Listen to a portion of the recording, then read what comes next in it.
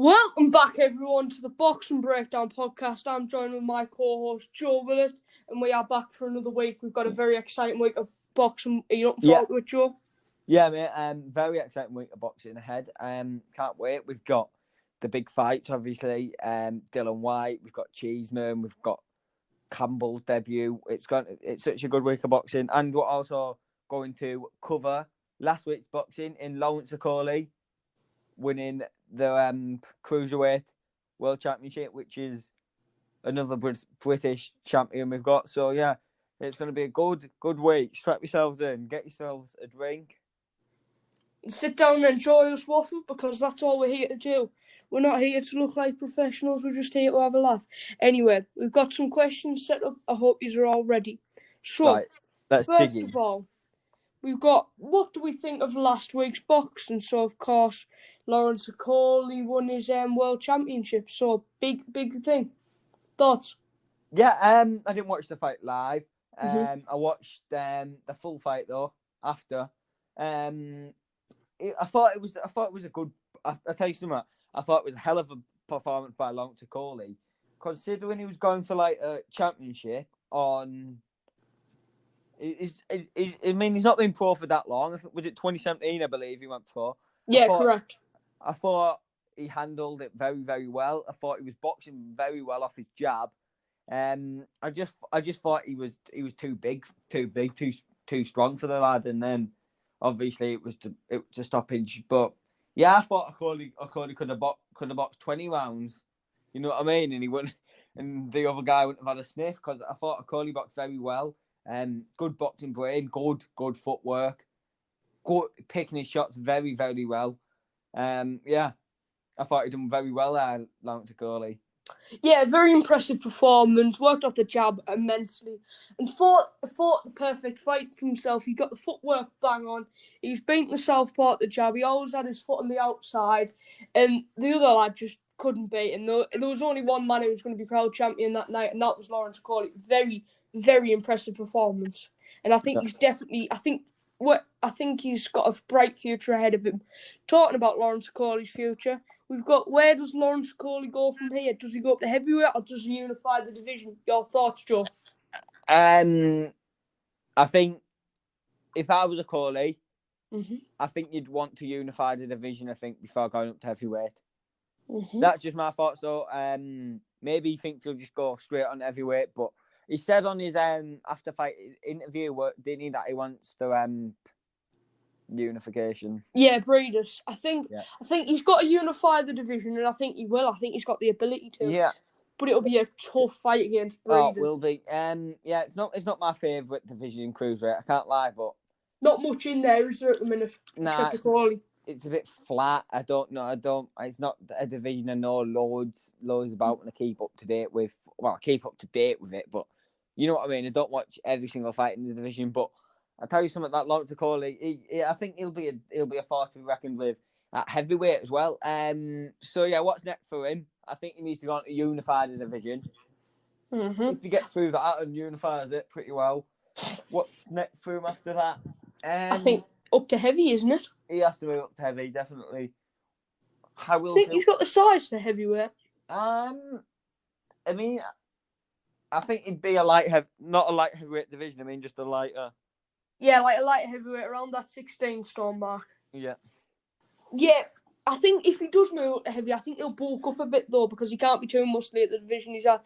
I think he'd bulk up. He'd be one of the lighter heavyweights, but I think he still carries that power, and he's got very awkward style, which makes him a brilliant boxer. But then Marius Breeders would be a cracking fight. Will he slow down if he bulks up and stuff? But I think heavyweight has to be the move for him after unifying the division, if I'm honest.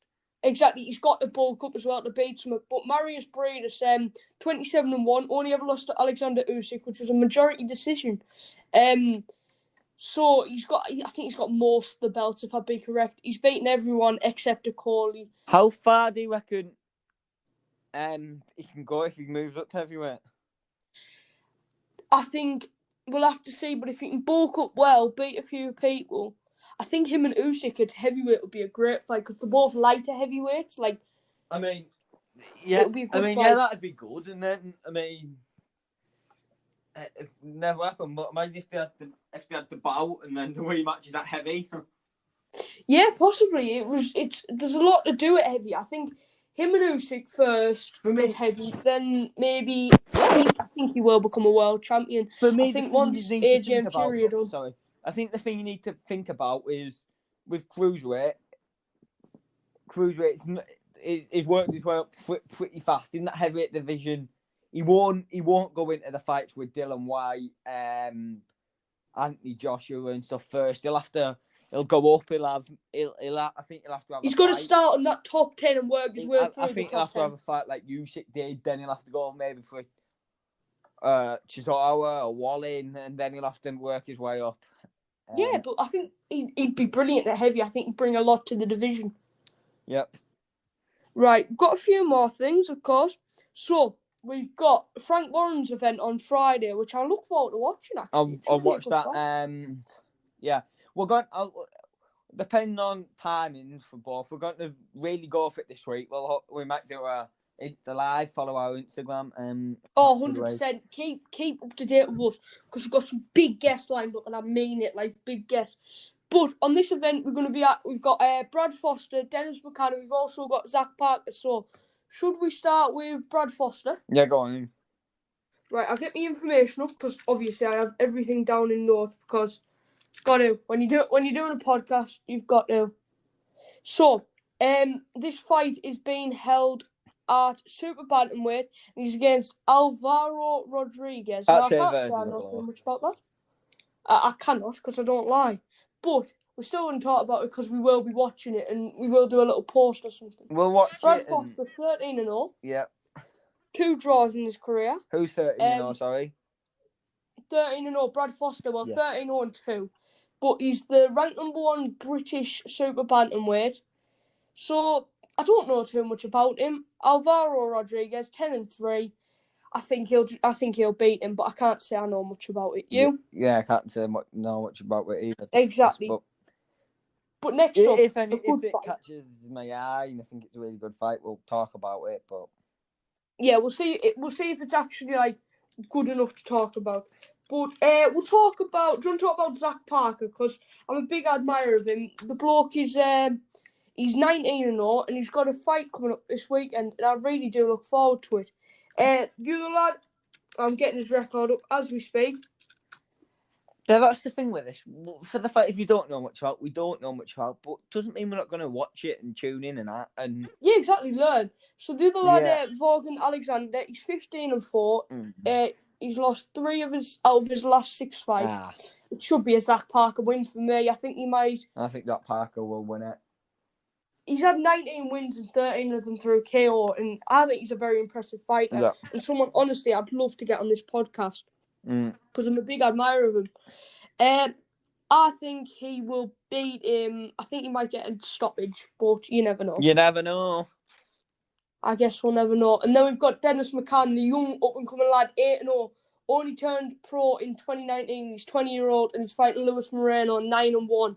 Now, this fight I will be tuning into. I can't say I know much about the other lad, but I've heard a bit about Dennis Mccann, and I look forward to it. What about you, Joe? Yeah, can't say no much, but I look forward to tuning in. Exactly. So, we've got another Frank Warren event, which he's doing well this week, and 2 out, but we won't be watching this one live, sadly, because we're going to be watching the big fight. Oh, you got 2 events on this week, Frank. Yeah. So it's like London buses. He only does 1 through the full year, and then they all come at once.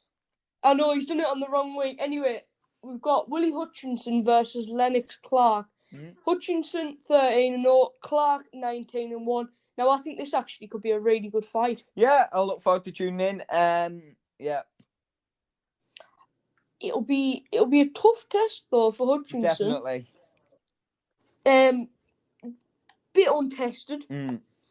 Never really beaten someone good. Of note. But if he can get through this, I think he'll be moving up them British rankings as super mid. Oh, he's a super middle. I thought he was a middleweight. Yep. But he's a super middle apparently. So all the best to him. and I look forward to tuning that. But we've got a heavyweight, and we know how much we love talking about heavyweights. If you've ever watched this podcast, yeah, it's my favourite division in it. Fully because simply that was the division that got me into it. Yeah, and I always think as boxing fans, you need to like all division, but I always think there's one division that whenever there's a fight on, you look forward. Scarlet! Say everything on this podcast we leave in because life goes on as you should know. Yeah, it's my favourite division, heavyweight division, and I enjoy all boxing, but heavyweight's the one that really. So we have got a heavyweight fighter. As Joy's trying to tell you.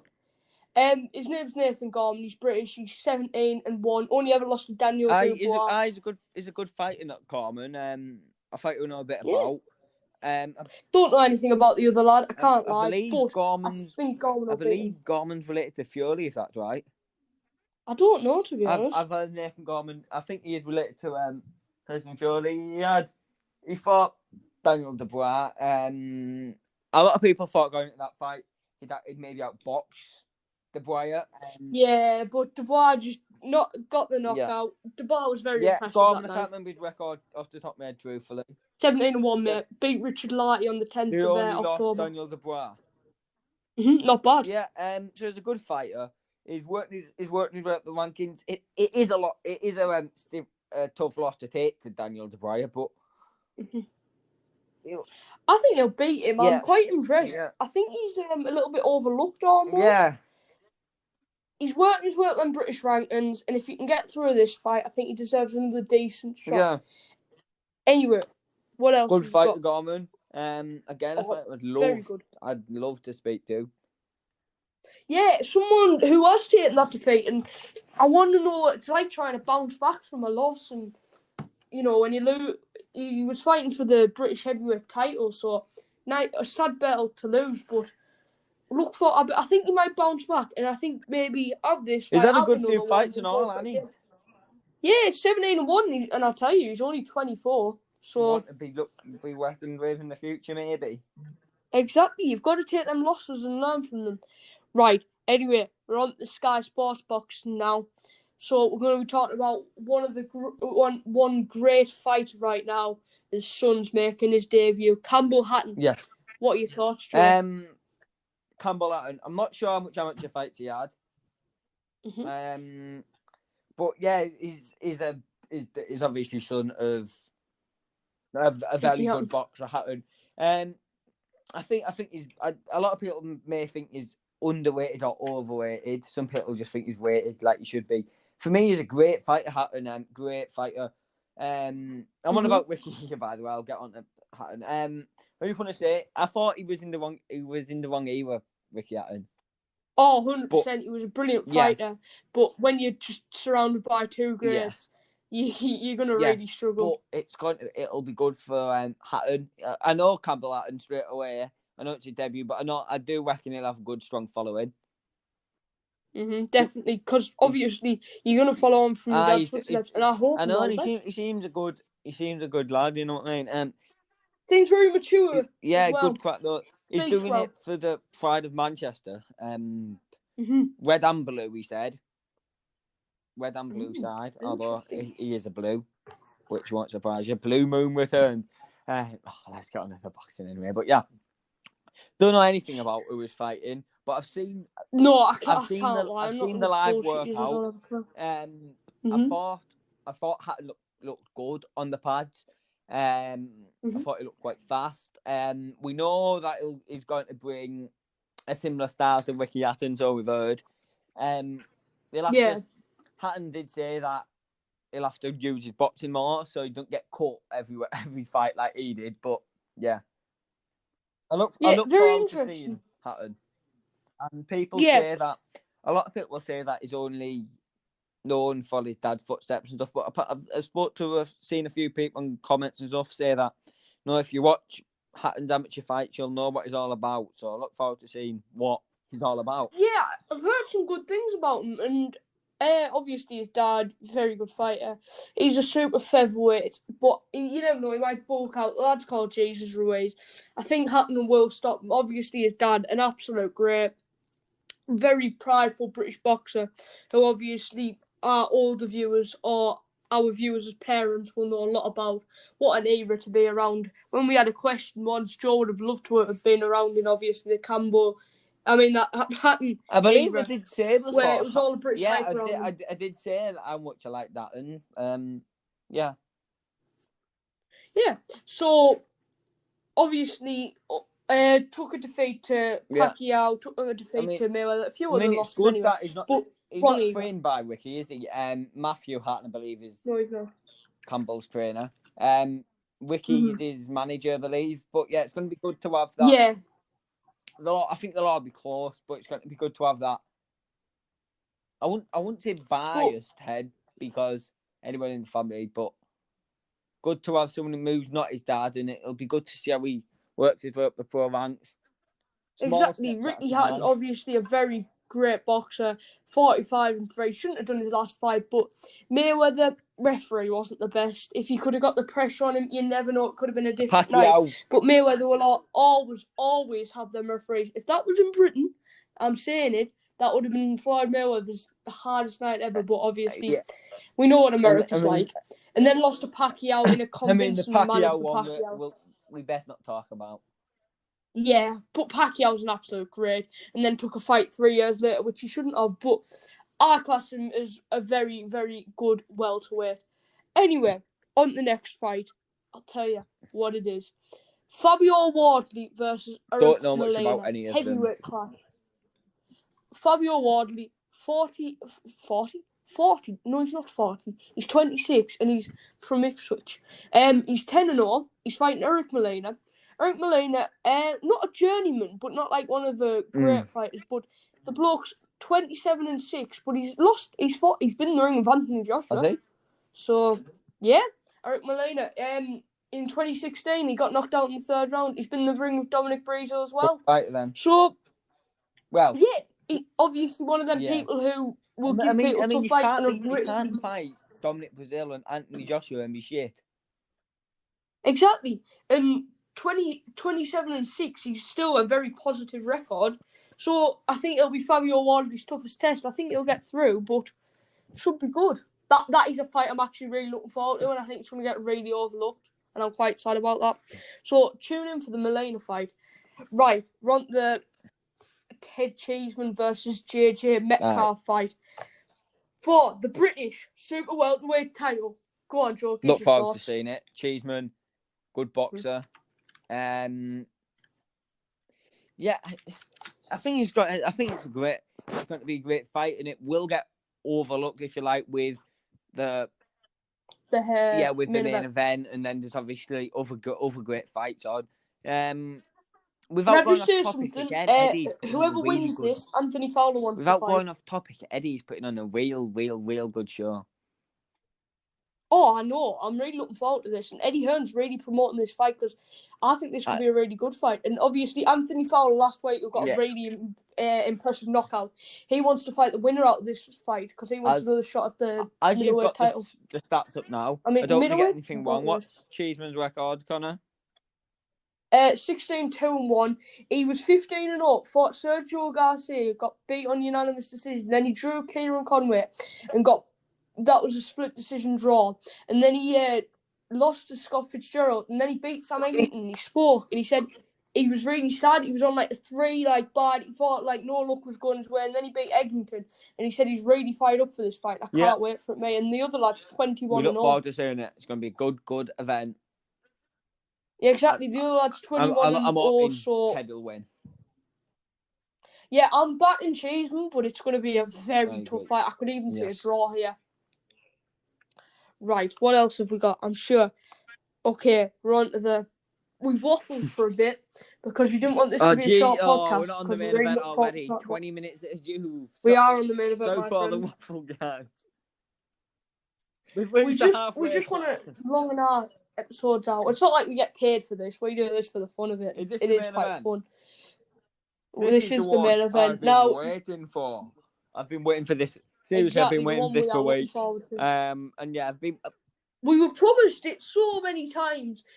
I'm telling you, everyone, this was the main reason we started this I've been podcast, waiting wasn't for it, this Joe? for 5 weeks. Can we just get bloody into it? The main event. But we were waiting Dillian for it back Whyte. in November. Let's start on the Povetkin. 2. Repeat or revenge.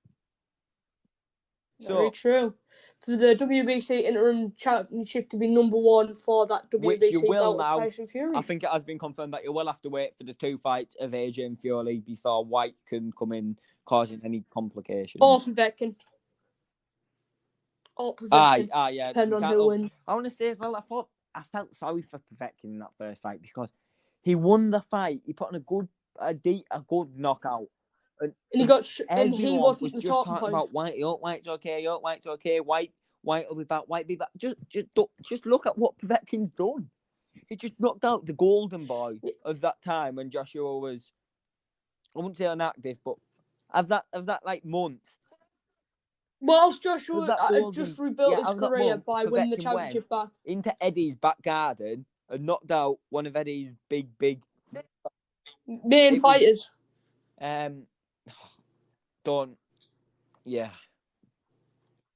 I think it's annoyed Joe how he's been overlooked, and I don't blame him at all. I got sort of like thinking that. So British commentators, I don't actually mind the commentators. I know they get a lot of stick, but I just thought that fight was a bit ridiculous, to be honest with you. 100%. Obviously, Povetkin was getting beat. He'd been down twice, but he was never hurt. The thing where White would land an jab, Povetkin would land a left hook, and they'd be like, "Oh, brilliant jab by White." Yeah, I know. Povetkin, very good knockout, an absolute stunning uppercut. Povetkin felt he was reluctant in that fight. I don't want to hear anyone. I don't want to hear anyone say lucky punch. No punch is lucky in boxing. Exactly. No, not one punch. If it's a big wilder right hand from the gods, it's not a lucky punch. Exactly. These are professional boxers, remember. They're not little guys off the street where you just swing your arm. Everything is set up, you know what I mean? Povetkin was looking for that punch all night. He was looking for the big left, the battle of the left up, bang. The upper comes in. Oh, it's one of the best knockouts I've seen. Like, probably the best knockout I've seen while watching the event live on the telly, obviously. But exactly, because White was expecting that hook, put his hand up, and it was funny because the Povetkin dropped down, bang, and he was slept. He was out on the canvas. Yeah. I was buzzing because I always like an underdog to win. I know he's British. But no, Connor, no, you just don't like White. Okay, I'm not a big fan of White. I feel like he's a bit too cocky. No, I like White. I do like White. He's not my favourite British boxer. Yeah, but I like Povetkin because he was just supposed to be a stepping stone. He was supposed to be like a fight to keep him active, and he upset. I mean, yeah, you can look at Povetkin. He lost to Joshua. Caused Joshua a lot of problems, I may add. Yeah, he lost to Vladimir Klitschko, unanimous decision, and then he lost to Anthony Joshua. But I must say something. He drew with Michael Hunter, and he was lucky to get that draw on the AJ undercard. And from then, I thought he was finished. I thought he's 39. He might as well retire. He comes back and knocks out Dillian Whyte, the one who'd been interim champ for like 1,000 days. He just had to keep himself active, and bang, Povetkin comes up, rips up the rule book, and bang, he's the number 1. Yeah. What a fight. I was so happy with that. I don't know why. It was just the style of the. Yeah, I totally agree with you. Very, very impressive knockout. Oh, there was no luck involved in it. I don't want to sound like I'm warning about this, but there just wasn't, was there? There was no luck involved. I don't believe in a lucky punch in boxing anyway, but that punch, it was just so. All right, stop sucking him off. Very good punch. Let's just leave it there. Yeah, the way just very, very well executed. So overall, what was your review on the first fight? A deserved win for Povetkin, and right, White had him down twice. I watched it the other day. I know it was. I can't remember what round he had him down. I think it was the. He had what? I think he had him down once in the third and once in the fourth. Once in the fifth, I think. No, he got knocked out in the fifth, didn't he? Yeah, but I think he had him down before that. I wasn't sure. But yeah, I thought White was boxing pretty well. I thought he was at points he was getting drawn into a tie that he didn't need to go in, but at the same time he was finding success. But I do think White was getting tagged more times than the commentary perhaps Yeah, 100%. But it was them body shots. Povetkin, he was working his way to the body, and that drawn out Whyte, and then never gave up either. I was very impressed with his determination. yeah, I mean, Russians, all of them from that country, they're very proud men. You know what I mean, and they're not going to give up easily. Exactly. Who had shown it? I know they're not the same country, but you know what I mean. The same Europeans. Let's just say it as that. So, got a few more taking points. So, how badly did it hurt Dillian Whyte to take that loss? I think Whyte came back well from it. Yeah, I agree. I think he's kept his chin high. He hasn't looked mentally affected. I'm sure it will be playing a big part in his mind. He'll be gutted about it. But I'd say I've seen interviews. He seems focused. He seems ready. He seems less gimmicks this time. Seems more serious. Yeah, 100%. Obviously, last time there was the copying the outfits and that, and he was trying to work his way in his Povetkin's and stuff. But this time, all business. He seemed very much like Joshua was before, revenging the Ruiz loss. Yeah, very true. So I don't think it hurt him too bad. Who does the longer wait benefit more? That's tough. Obviously, Whyte, if he went in November, his head might not have been right. I know, but at the same time, Povetkin got hurt, don't forget. Oh, yeah, I know. Povetkin needed that. That came across quite abrupt, didn't it? Povetkin needed that time out as well. With Povetkin catching COVID, he's not young anymore. I think it could play effect coming into the later rounds. I think Povetkin will go in with the hope to not Whyte out again, if I'm totally honest. Yeah, I don't think he plans on making it a 12-round fight because I think Whyte would have him over 12 rounds. But yeah, I don't think it hurt either of them too badly, but if it hurt someone more, it was probably Povetkin because age isn't on his side. And COVID and whatnot. But Whyte, it'll have been eating Whyte up, won't it? Yeah, it could have been. He'll have been wanting to get in. He'll have had the thought of, hang on, the longer I'm going to have to wait if I do manage to win to get that title shot. Yeah. But for me, that should not be on his mind. So I'm contradicting myself. But yeah, just focus on this Povetkin fight. But you can say it shouldn't be on his mind, but every boxer's got to think like that. Do you think he will be scared to trade, or do you think he'll just trade, or do you think he'll try and box him, or what? I think he's a fighter, a natural born fighter. I think he'll go in, look to use a long jab, but I won't be surprised if we see him going for another dust up in the centre of the ring. Yeah, I'd rather a proper good scrap. He might not, but we'll find out. It'll be interesting. Yeah. It'll be interesting. It will play effect on Whyte, don't get me wrong, but Povetkin will know that he was tagged, and apparently Povetkin said he was really hurt from Whyte to Whyte. That's only coming off Whyte, though. So, yeah, I think he didn't seem that bothered. But at the same time, Povetkin will not. Mate, people say Whyte's chin is Whyte chinny. Is his chin underweighted? But he has been down. Was it Weavas who put him down? Yeah, I think it was. AJ hurt him. Povetkin had him down. Had him down. The bloke wasn't getting up for a few minutes. But yeah, I don't know. It's going to be interesting to see what Whyte comes. But I do think we'll see a tear up at some point through the fight. I'm sure of that. 100%. And, well, we already touched on that. Who will these conditions in Gibraltar, like moving to a different country, suit more? I mean, Whyte's had to come from Portugal, hasn't he? I don't know what Povetkin could have fought anywhere, any day, any week, really. I don't think Povetkin be that forced. I don't know, to be honest. I think if anything, it might annoy Whyte, maybe. But you don't know. Yeah. Will he take too not much an actual time? arena, but the garden wasn't. You know what I mean? I think they'll both have to.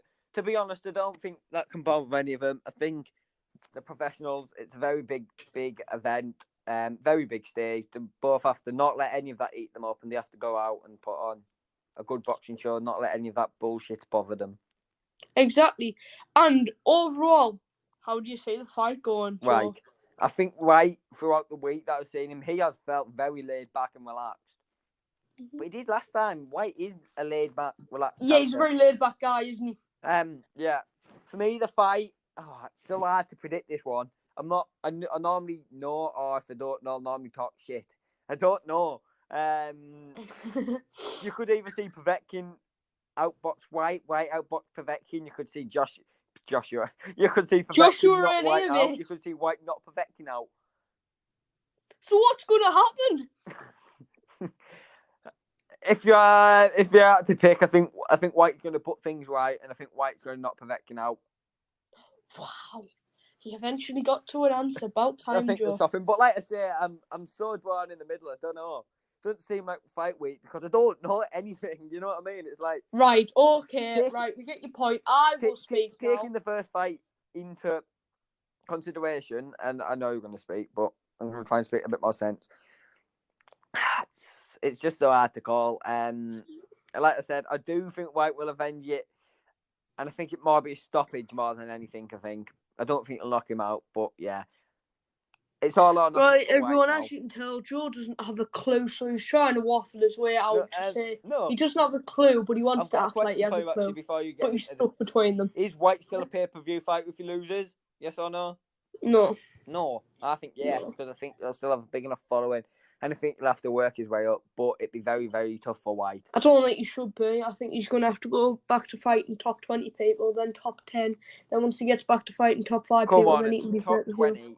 Someone like Brazil, Wallin. Well, what's Oscar Rivas? What's Marius Wack? What's Lucas Brown? Yeah, but Usyk, you need Joe Joyce even. He needs to be matching with them a lot of people. Yeah, that's a good idea. Anyway, prediction. Now it's time for my opinion on what's going to happen on the fight. The expert. I wouldn't say I'm an expert. I just say my opinion and then don't care what anyone thinks about it. And you just have to waffle. So I don't blame you. I think White will win. I think Povetkin will be too slow. I think White will outbox him for the first few rounds, hurt him mid-rounds, get him out there 9th, 10th, something about that, when he's a bit more tired. And I think his age will play a factor in this fight, and I can't lie. That's what I meant. Oh, is that what you meant? But you just had to say a million other words. Nah, I still think it's so hard to call. For me, if Povetkin wins, he wins. I hope Where does Povetkin go if he wins, though? Serious question. I hope Povetkin gets the same opportunities if he wins, if Dillian wins. That is all no, seriously. Povetkin wins, right? He's got to wait for that WBC mandatory fight.